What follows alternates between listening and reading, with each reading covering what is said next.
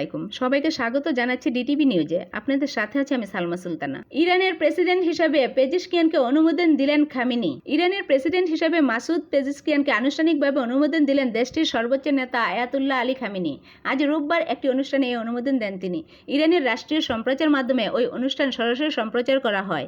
চলতি মাসে অনুষ্ঠিত প্রেসিডেন্ট নির্বাচনে জয় পান মধ্যপন্থী হিসাবে পরিচিত পেজিশকিয়ান। আগামী মঙ্গলবার তার প্রেসিডেন্ট হিসেবে শপথ নেওয়ার কথা রয়েছে। এমন সময় তিনি এই দায়িত্ব নিতে যাচ্ছেন যখন গাজা যুদ্ধ ও লেবাননের ইরানপন্থী সশস্ত্র গোষ্ঠী হিজবুল্লাহর সঙ্গে ইসরায়েলের সংঘাত ঘিরে উত্তপ্ত মধ্যপ্রাচ্য। যেমন গতকাল শনিবারই ইসরায়েলের দখল করা গোলান মালভূমিতে একটি ফুটবল মাঠে হিজবুল্লাহর রকেট হামলায় 12 জন নিহত হয়েছেন বলে দাবি করেছে ইসরায়েল। এর শক্ত জবাব দেওয়া হবে বলেও হুমকি দিয়েছেন তারা। তবে ওই হামলার দায় অস্বীকার করেছে হিজবুল্লাহ।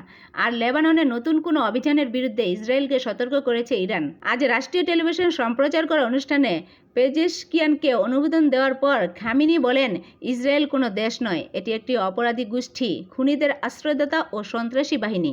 অন্যদিকে ফিলিস্তিনের গাজায় ইসরায়েলকে প্রতিরোধের জন্য হামাসের প্রশংসা করেন খামেনি। গত মে মাসে এক হেলিকপ্টার দুর্ঘটনায় নিহত হন ইরানের প্রেসিডেন্ট ইব্রাহিম রাইসি। তিনি কট্টরপন্থী হিসেবে পরিচিত ছিলেন। খামেনির উত্তরসূরি হিসেবেও মনে করা হতো তাকে।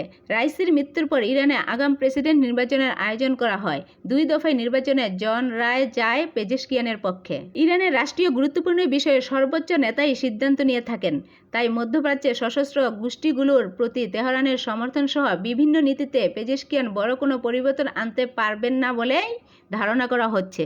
আর ইরানের আঞ্চলিক নীতি নির্ধারণে জড়িত থাকে ক্ষেত্রে প্রভাবশালী রেভলিউশনারি গার্ড, তারা শুধু খামেনির কাছে জবাবদিহি করে থাকে। তবে ইরানে অর্থনৈতিক টানাপোড়ার মধ্যে ধর্মীয় নেতাদের নিয়ন্ত্রিত শাসন ব্যবস্থা নিয়ে জন অসন্তুষ্ট বাড়ছে। এমন পরিস্থিতিতে মাসুদ পেজেশকিয়ানের সবচেয়ে বড় অর্থনৈতিক লক্ষ্য হবে তেহরানের উপর থেকে যুক্তরাষ্ট্রের নিষেধাজ্ঞা কাটানো। 2015 সালে ইরানের পরমাণু প্রকল্প নিয়ে চুক্তি থেকে সরে যাওয়ার পর ওই নিষেধাজ্ঞা দিয়েছেন ওয়াশিংটন। এতক্ষণ আমাদের ডিটিভি নিউজের সঙ্গে থাকার জন্য সবাইকে ধন্যবাদ।